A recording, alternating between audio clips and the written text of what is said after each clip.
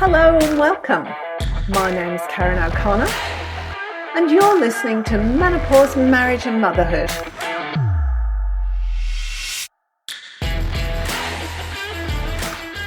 Hello and welcome. Today I'm here with Deirdre Tozer. Welcome, Dee. And thank you so much for being on, by the way. Oh, thank you so much, Karen. I'm honoured. I've been reading your website and what you do is it comes at relationship counselling, couples therapy, whatever you want to call it, from a completely different angle from what I can see. Anyway, talk to me about what it is you do, who you work with, and why you're so passionate about doing things the way you do. Because we've just been talking and I found it really intriguing what you do.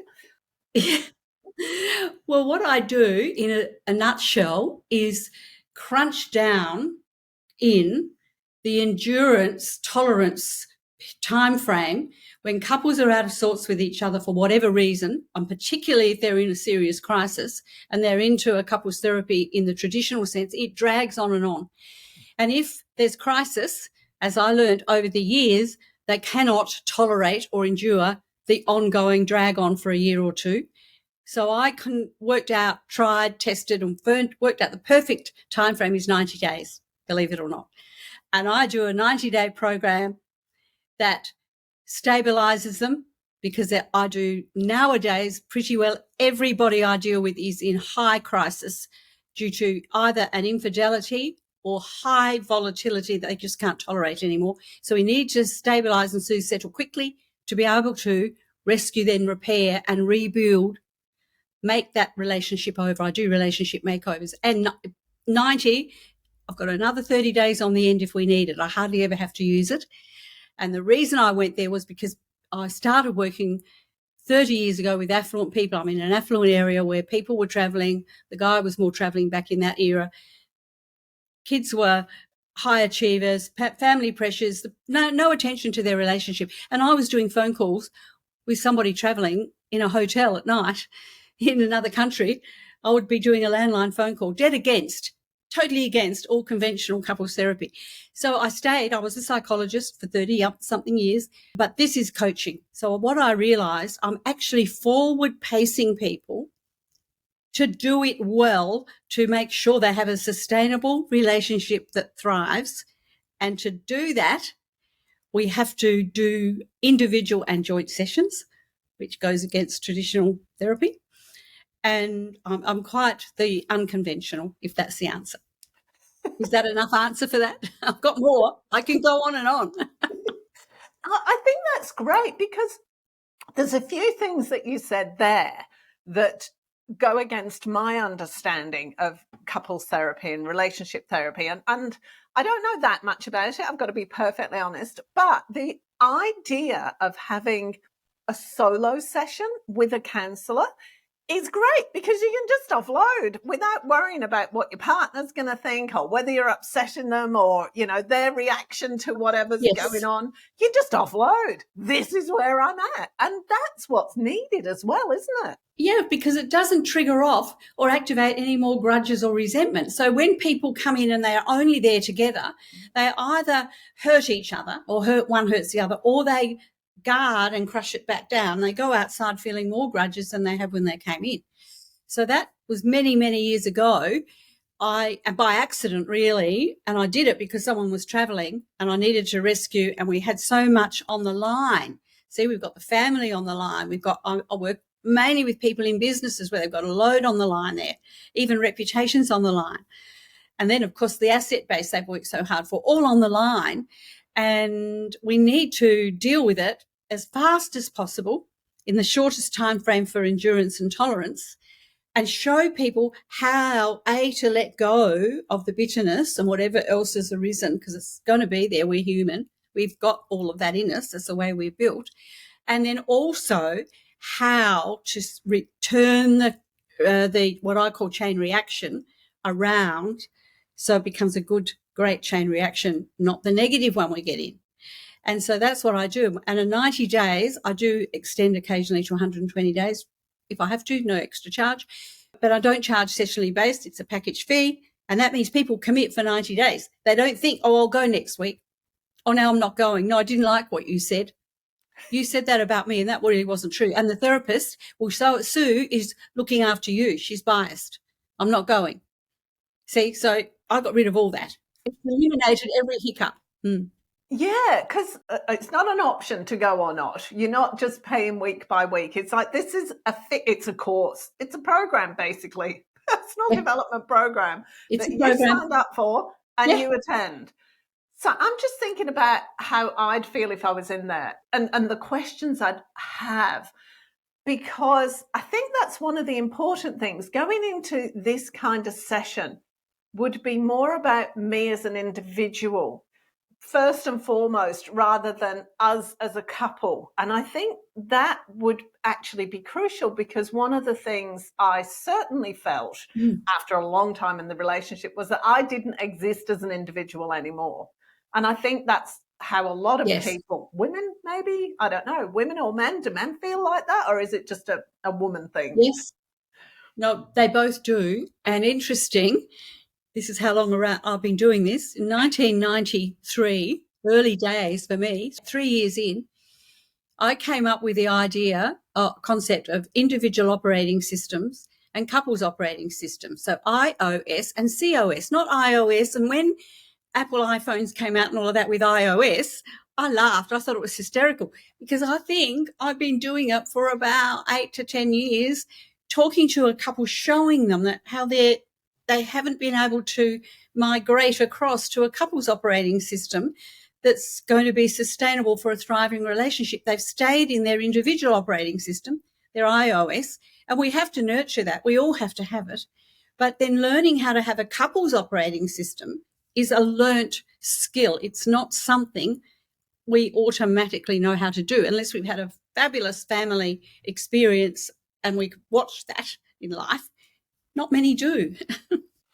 No. So I think if I look at it from my perspective, I didn't have an iOS that was sustainable, because my main focus was the couples operating system. So it was kind of like I'd moved away from my iOS and towards a COS. And I, rightly or wrongly, I didn't feel like my husband had much of a COS. He was all iOS. So, and I think that I'm not alone. That's right. No, you're not alone. That's very common. And the thing is, women more go to the COS, but couples operating system, but then they don't feel heard because they give up their individual voice. And if it comes out when they're really pushed to frustration, and then the fellas, the guys who don't have a strong couples operating system, nor necessarily an interest in it, because they don't see it as anything more than criticism of them. See, they see that as a put down. So they like to stay in their their individual operating system, because it's safe, it's secure, and it's full of self-belief. That is guys more. Where women don't have so much self-belief, and they are more likely to do the nurturing, because couples operating system is more of a nurturing base. So we'll naturally go there, particularly once children come along. But we're not aligning on it until someone shows you how to.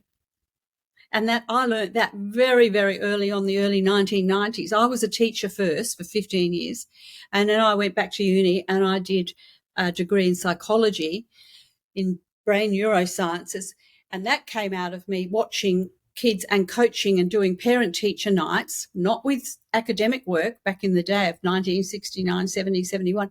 No, I was getting parents to come in for a private meeting with me to find out what was going on in their relationship, because the kids were struggling so much at school. And I would go in and I wouldn't ask them to come in because it was about their relationship. I would say, come in, have a talk. And it came out every time. They would say, we're splitting up, or we're not living together anymore. He's had an affair, she's having a... Whatever, the child was representing and reflecting that in their behaviour at school, a disruptive family life. And I would go in without any training as a young teacher and go, well, how about we look at that? How weird is that? It's really weird. I think I had a calling. I think you did.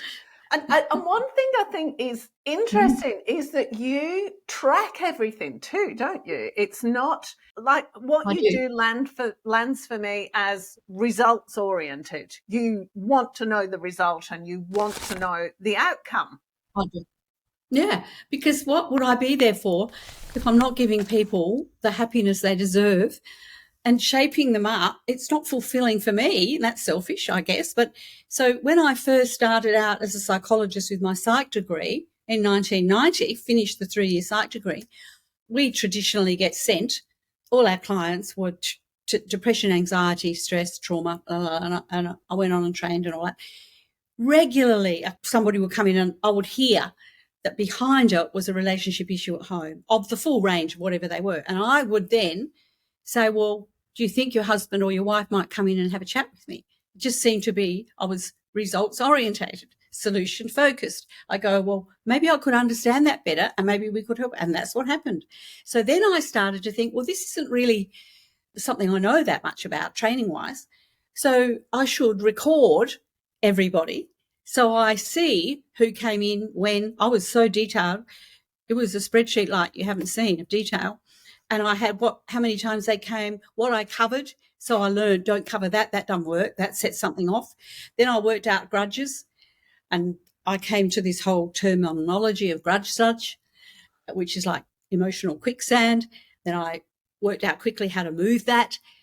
And I was repairing couples when someone came into me for an individual emotional issues. Now, I didn't do it with everybody. Some people were definitely needing psychological therapy and treatment for depression and anxiety and all of that, of course. But there were enough couples that by 1993, I'd stopped all of the other work and I was just letting every GP and any other place I could hand brochures out or do whatever. I printed brochures for my practice way before anybody was even doing it. And I went around to everything I could think of to show, I went to, would you believe, mothers and babies' health centres even, because there was so much friction when babies were born. And I just became all couples. It's weird. I didn't have a conscious thought of it. I probably did, but not like that's the be-all and end-all, but that's what happened.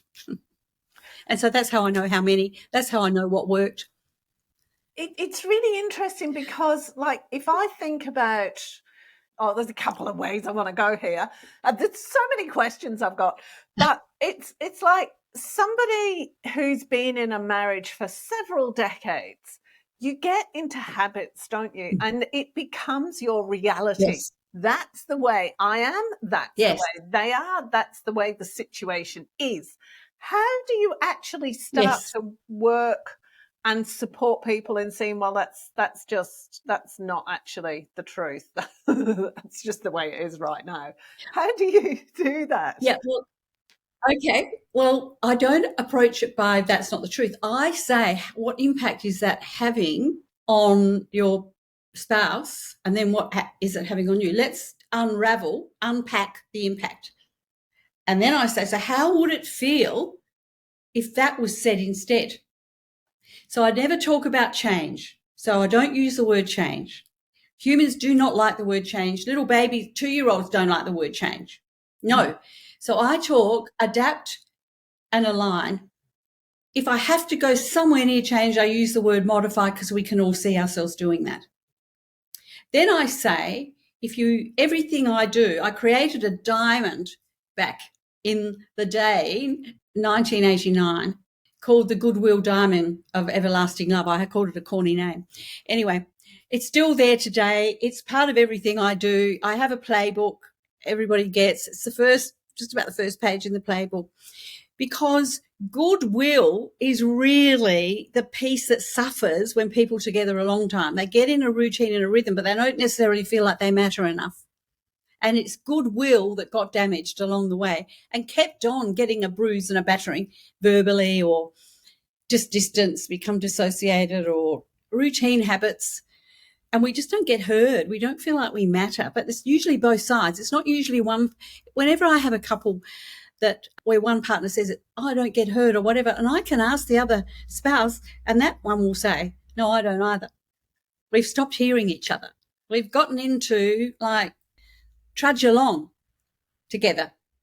And if we've got enough exciting things in life that we do, that we challenge or whatever, that keep us bonded and connected, we can traverse that or navigate that better and stay relatively close. But if we don't know how to stay in close togetherness, close connectedness, if we don't know how, and most don't, then we drift. And that's what happens. And I had a lady texting me yesterday from Mexico. She's 76. Her husband's 78. They've had a big family fallout. And she was on text.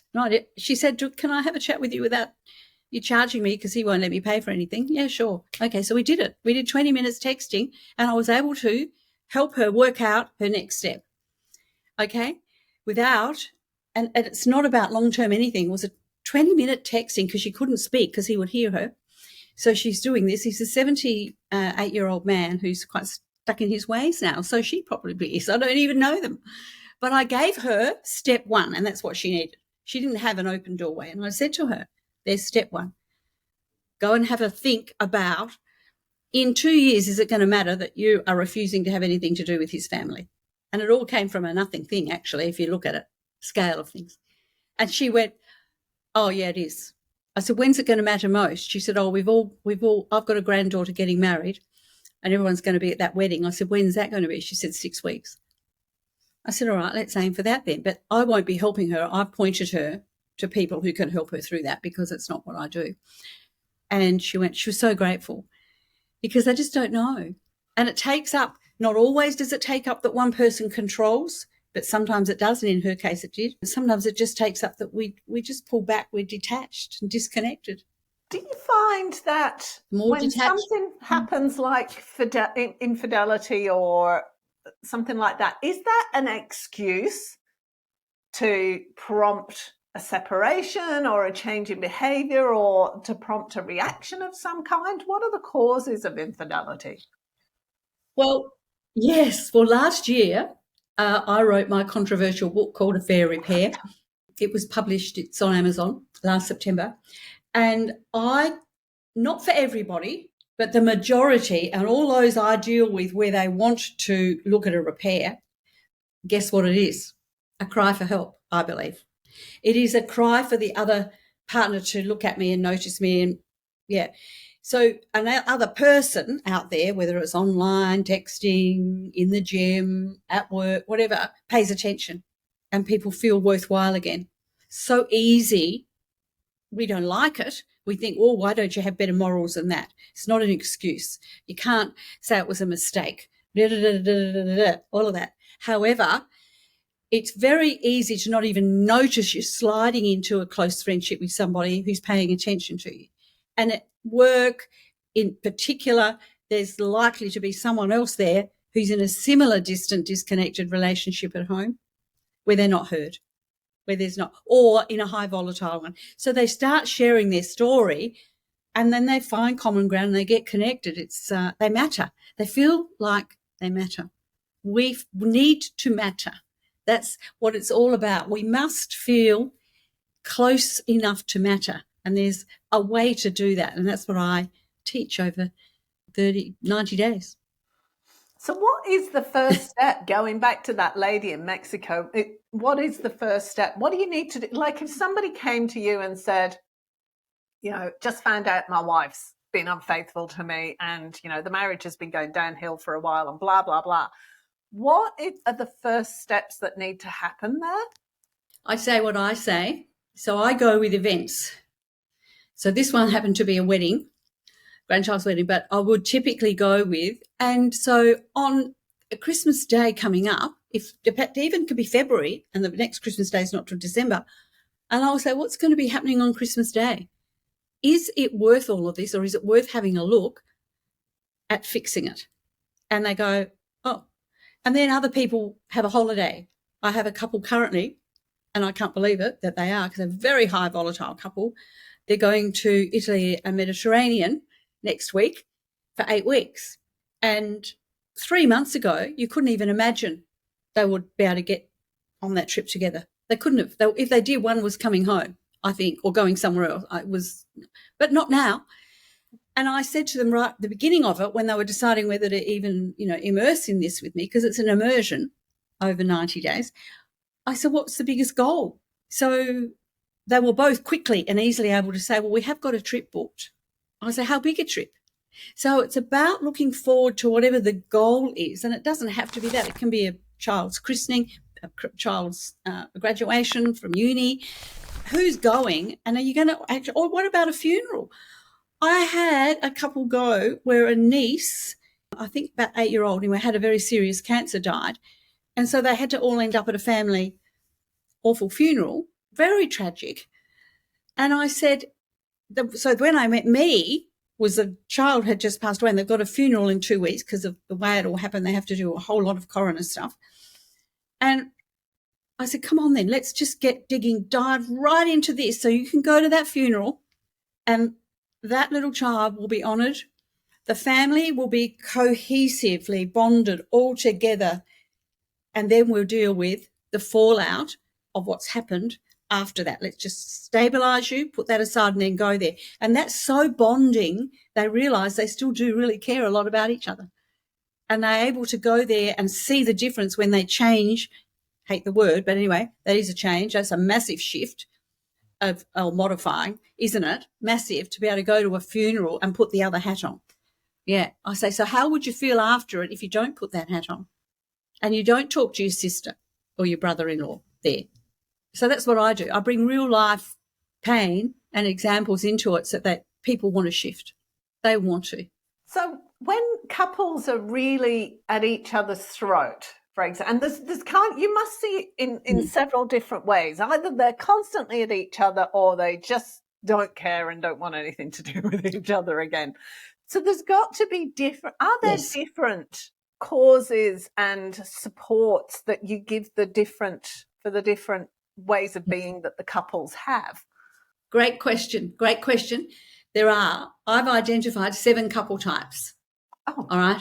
There's 3 main couple types who are likely to get into crisis, and 4 where the bottom ones are coercive, control, abusive ones. We're not dealing with them because that, if it's a male partner, would not come along anyway. So drop that off. So it's really 6 that we would deal with. The lower end 3 are not volatile. There's not anything happening that's of major crisis, nothing, unless one has an affair or one is cheating, okay? So unless that happens, they bundle along, get more disconnected and just drift away from each other, may divorce, may not, whatever, but wouldn't usually come to couples therapy. The top 3 that will come to something is affairs or cheating, infidelity of some kind, high volatility, and then control, a controlling couple where one is exerting control over the other or is bilateral both ways. So they're the 3, and I handle them very differently. So that's the 7 couple types. So the detached, disconnected ones down the 3 in the levels in the bottom only would be coming into particularly my world of really solid shift if a betrayal happens, because they haven't got any other reason to kick them into it. Yeah, and how many couples are Does that answer that? Yeah, kind of. And so how many couples fall into that meh kind of category? There's nothing really wrong. It's just too not many. Right. Yeah. Well, we can't get a valid figure on it, because where would you get it from? The only way they get figures in research like this is walk around shopping centres with iPads and ask questions of random people, really. So you get a lot of good stats out of that too. But you're not going to get that statistic unless, you're at the family law court and doing some sort of surveys there. And there's been a lot of that where people have drifted and they're divorcing because they've been indifferent, disconnected, whatever, and they just haven't got anything left in common. So we can't really say how many couples. But in my practice, of all my couples where somebody strays, is vulnerable to straying because there's not enough connection and it will be 50% of mine. Wow. Yeah. Half of them are in that disconnected, disinterested, friends with no passion, that group. Half would be over half. I think my secretary is going to do some stats on it for me again, because I haven't caught that up for a while. I did it 2 years ago because we did get a much more volatility and a lot of stuff during lockdowns that shifted the statistical needle. So she's going to have a look at it and I'll know better, but I don't think it's going to change much. It'll be at least around 50% of them. Wow, that's amazing. Because if we have high conflict couples tend not to have affairs, tend not to be attracted to anyone else. They're too caught up, and controlling couples the same, because they're too caught up in trying to impose their way and be right and get it right, and the disapproval and the defiance and the argumentative and the accusatory. See, they get too much energy there. They're less likely to find a space, and they're less likely to tell anyone else about it at work or somewhere. That's what I say. I may not be the general rule, but I think from the numbers I've seen over all my years, it would have to be a solid number, I think. So here's a question for you, because where I've gone with that is like, so if you're unhappy in a relationship and it's a volatile relationship, you're getting enough reaction from your spouse to keep you happy. But if it's a mere relationship, are you then going off to have an affair to get a reaction from your partner? Yeah, there's partly that, yes. Now, it's not that in the highly volatile ones, often they're passionate people, so they are more able then to get out of that volatility. They don't like it. They don't like the feeling that leaves them with or whatever, but they can still have some sort of physical passionate connection because they're passionate. So they're more likely, but then it flares again. Over time, though, it wears thin. It wears thin, and that wears away. So it depends on how long it's been going on for. So pretty typically couples wait too long. I think there's a figure around the internet. I don't know how valid it is, 7 years or something. In my book, it's usually 9 or 10 years in the volatile world. And some of them have tried traditional therapy. But where they're volatile, there's no way I don't think, in a week to week, fortnight to fortnight, plod along to a session scenario, that you're going to see much of it enough to address it and shift it. That's why I do a weekly individual session each and a joint session every week. Wow. And I can see the benefit of that as well, because then you're talking to each individual as they're going through all the different stages. It's not just sitting on the lounge when one's feeling particularly irritated by the other one. Yes. Yeah. And the other thing is I do also, another unique thing is I have what I call nowadays SOS calls. I used to call them ER, emergency room calls, because loads of my clients are in the United States and they like ER or ED. But anyway, SOS calls. So people in their package program have 5 business days a week, whatever time zone they're in. They can text me to do a 15, 20-minute crisis call, and I talk them through. Yeah, and that's added in. And they hardly use them. They use them a lot in the first 2 to 3 weeks, then they're right, because we've got them well aligned. We're really moving in the right direction, and occasionally one comes through. So, yes, we need that regular, frequent interaction with whatever therapist. Well, that's why I call myself a coach, because therapy has that whole connotation of long-term, where I'm coaching in the 90-day space to shift, because people can and will shift if their goal is high enough and clear enough, and the directions are. It's like, I've got a 14-year-old grandson who's a really good basketballer. He says, it's like my coach stands there, Nan, and tells me, you know what, put your shoulder that way, that bit, turn your foot that way, do that, and know you're going to do that as you're close enough to the basket, and then make sure the other arm's where it's got to be to get that in. So he says, that's what you do. And it's a 14-year-old kid, boy, because we have a few talks in the family about it.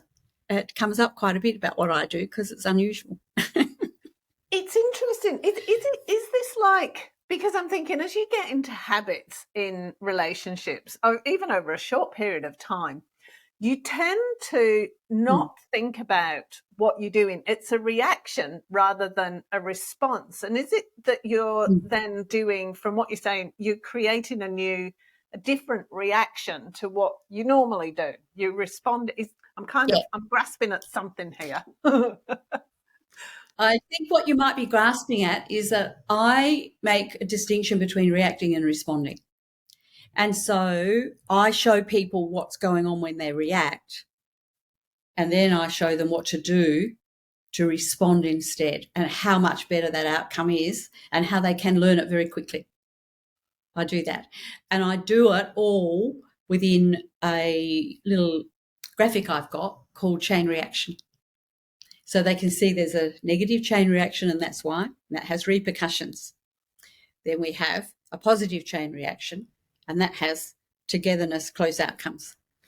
Yeah, so that's what I do. So I'm showing examples all the time, because one of the things I say about reacting is one of my lines is reacting will hurt you. Doesn't matter where we are. If we react at the policeman that pulls us over, then we get a fine. We might not have if we've been responding and nice. Who knows?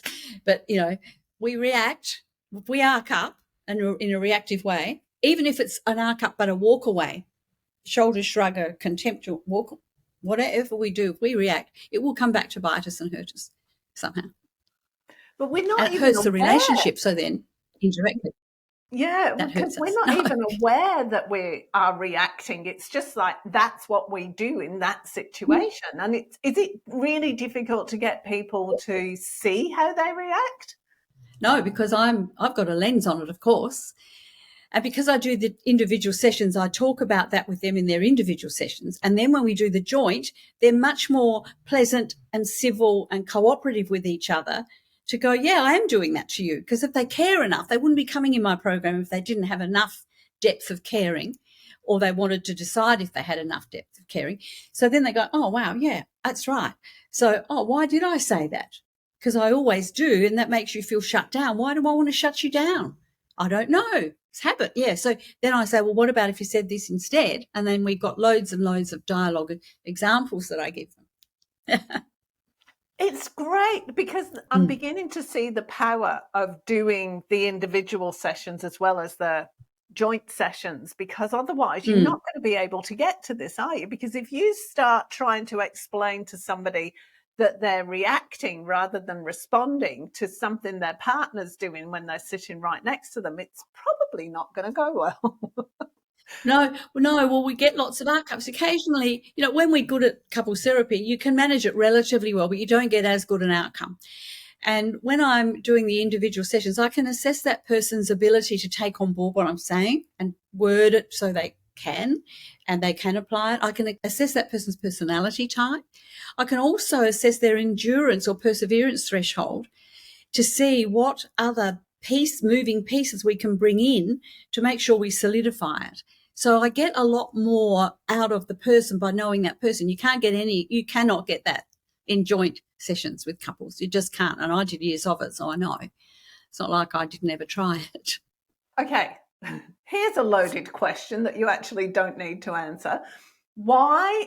Because as you're talking, I'm going, I can see why you need to have individual sessions. So why does most of the normal marriage guidance or relationship counselling sessions, why are they all joint? Why is that? Oh, well, I think it's an evolution over time from the earliest days of the forefathers of couples therapy started. It really started in churches with marriage guidance, like 1960s, 1970s. And then we came into the 80s and we more came into two main key therapists, who were Susan Johnson, which is emotional focus therapy, and then there was the Gottmans, John Gottman, who came up with a range of ways, teachers. And all of their structure was around the couple interacting. They didn't see, and so I don't know that they didn't see it, but we became regulated by bodies where people could make complaints, okay? So it all became defensive, protective around the potential of a complaint. And therefore, the guidelines came in here in Australia and in the United States, as far as I understand, in several European countries. We had to each partner had to hear what the other one had to say. That was what it was about. There was not to be any one-on-one or secretive stuff in case secrets were told. Well, I don't keep secrets anyway. And I made sure I've never had a situation yet in all of this where I've had somebody come and say, oh, you talked about something with him or her and you didn't tell me about it. Because I always say, hey, we need to raise that. It's just that I take the fuel and the fire and the flames out of it, is what I do, and reposition it so we can bring it up in an atmosphere of really camaraderie and cooperation. I'm building cooperation all the time. And you just can't build it, as you said, with a couple there that are hearing it, getting activated by what the other one said, the judgment statements they make, the criticisms. So that's a long-winded answer to your question, how did it evolve? I think it came about because of the regulatory bodies trying to make everything fit into a model. Something you said there, it was about judgment. And I think for me, that's kind of what I'm hearing in what you do, is that when an individual talks to you and they tell you all this stuff, you can listen without judgment and they can be heard without judgment. And I know from personal experience that just being able to share myself with no judgment takes all of the negative power out of it. So that, but if you could not do that without judgment if you're fessing up to something when your partner's sitting there, because they're going to be a judge, right? Absolutely. You know, I use an example, a crazy one, glass on sink, okay? How many times, I just abbreviated to 3 words, but how much trouble that causes with couples where one insists on putting the glass on the sink. So I use that as a glass on sink is like an umbrella title for the problems in a couples therapy session which haven't been set up well with the individual sessions. So because the glass on sink will be brought up and it's not indicative of the relationship and how you can heal it all. It's indicative of I'm right and you're wrong and I want a clean sink. My standards, it's actually a put down, my standards are higher than yours, or you don't have standards. See, so all that accusatory stuff goes on. So your standards, you don't have any. Towel on floor, bathroom floor, all these things that are all domestic logistics. That's what gets fired around. And, you know, good, strong, sound couples therapists can do a good job of navigating it. Myself personally, I think to get the biggest adapting and aligning out of it, we need to do the individual part of it each time because there's so many cogs moving, and move the judgment, as you just said, eliminate. We need to absolutely eliminate judgment, criticism and shame. Has to go. Yeah, there are two other loaded things, criticism and shame, because those are the other two, like criticism in particular. What's the shame about? Talk to me about that. Well, if somebody's, for instance, I had a couple last year where he'd had, and she could understand, she'd been suffering severe anxiety since the beginning of the pandemic, and she just could not put it apart. So all of the dialogue between them was all about how weak she was to succumb to this anxiety. It was weak. It was, you know, she's better than that. So it was all put downs, lots of, you're not good enough. You wouldn't suffer this anxiety if you were. All this stuff. So for her, that was shameful. Now, there's always shame around people who have relationships with other people who cheat or betray. There's always shame there if they're coming for help. There's not shame if they don't want help. Then they're going, oh, stuff it. No, I don't feel ashamed. But if they're ashamed, so shame, of course, there with infidelity, but in many other areas. So this lass felt like, you know, this big, because she was swamped and swallowed with anxiety and was taking medication for it. And therefore that made her not at all physically, intimately interested. And also her tolerance, which was irritable, so she was very intolerant to him if he was a little bit late with something, or if he didn't set the table, didn't put his knife on the plate the right way at the end. She became incredibly picky. It comes with, some people do, with anxiety, and she had it. So that's that type of shame. And then there's a lot of other shame. The house isn't tidy enough. We feel ashamed. I keep, always late. Shame. It doesn't matter if it's, another example was you only post about yourself on your Instagram account and all your wonderful achievements. You don't put anything up about the family. Shame. That's shame both sides. So shame is a funny thing. It kind of like is quietly, silently rumbling away there until and my big thing is to bring it up.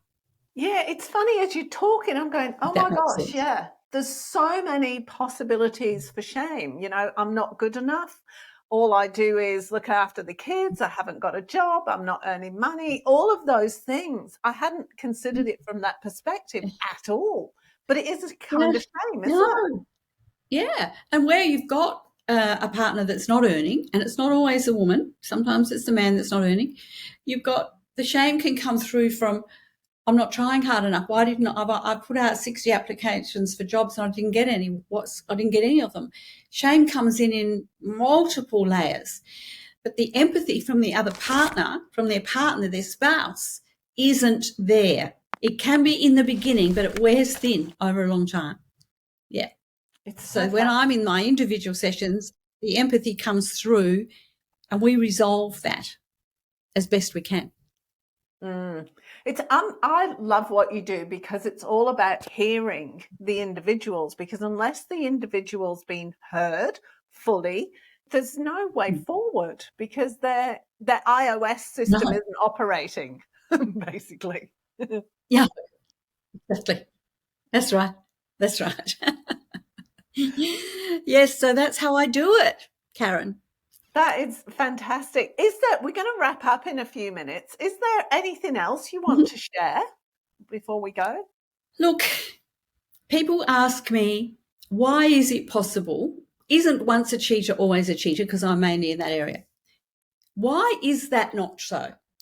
And I say, well, there are some serial offenders and I don't see them, or if I do, they come onto an introductory call. I can pick it in 5 seconds, less than 10 minutes anyway, and I don't work with them. And I feel bad but then we're not going to go anywhere with it. Yeah. So there are those out there, the serial offenders. All right. And so if there's a guidance around what the spouse should do, and it's usually a woman, then she either adapts and tolerates it or the marriage is over. But, and a but. In the world I work in, the cheating is a once off, doesn't happen again. There's a cry for help type of cheating. That's what I said right earlier on. It's that cry for help, cry for mattering, cry to have my humanity valued, validated, valued, not put down, honoured. Now, honouring and cherishing, I talk a lot about. We can't stay in a cherishing state the whole of 24/7. No, but we can have a deep-seated honouring for somebody else and stay in goodwill and positivity, cooperation with them. So that's really what I'm guiding the whole way through. And tell people how they can get in touch with you. Where can they? I mean, everything will be on the webpage that goes with the podcast, but how can people get in touch with you directly? Yeah, well, directly is easier. It's on the web, on my website, the homepage. There's a button there to book a call with me, which is an introductory call. Okay, so it's a 45-minute introductory call, and there's times available week in, week out. Unless I'm fully booked for a while, then I don't have the button up there. But if the button's there, there are some times available. Book that call. It can be just one partner, or it can be both together. Sometimes I do an individual one each and then do a joint. Sometimes I do the joint first, then an individual one afterwards, because there's a lot to get through in that. And that's one way. It's the easiest way. You can put my email up. I always put my Gmail up. I have my website one, and on the website there's also, of course, the contact form, and you can come through that. There's plenty of ways. But I put my Gmail on there because this is probably going to be to Australian viewers, I'm imagining. But because I work so much overseas, sometimes the website contact form doesn't work. It's crazy. So I put my Gmail address on there as well. That works anywhere in the world. Okay, great. It's about 50% Australian and 50% overseas is my listening base. So, yeah. Oh, there you go. Well, there you go. So, yeah, so sometimes something might bounce for them. Or if they're not sure, just shoot me an email on the Gmail account, because we know that always goes through. Okay, lovely. Just before you go, I'm going to ask you this. What happens if you find that your partner was unfaithful to you and you kind of mend it for various reasons? You don't go for counselling, but for various reasons you just decide to stay together and you stumble along for years.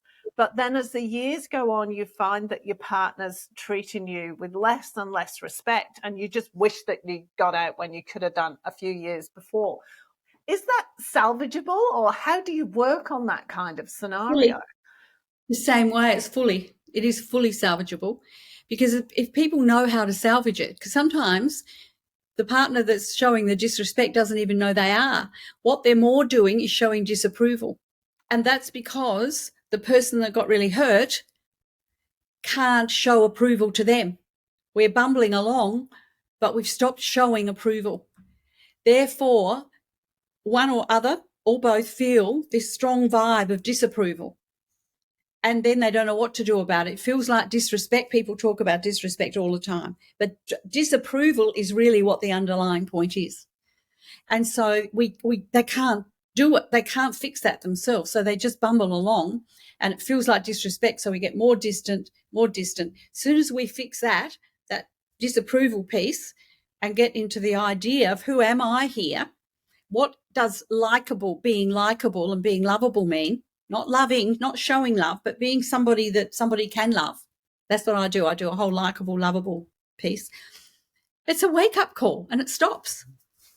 Thank you so much, Dee. This has been absolutely brilliant. Good. You're very welcome, Karen. Thank you very much for having me. If you enjoyed this episode, be sure to subscribe and don't forget to rate and review this podcast and share it with your friends. Thanks so much for listening, and I hope you're leaving with some thought-provoking information that can make a difference in your life. See you next time.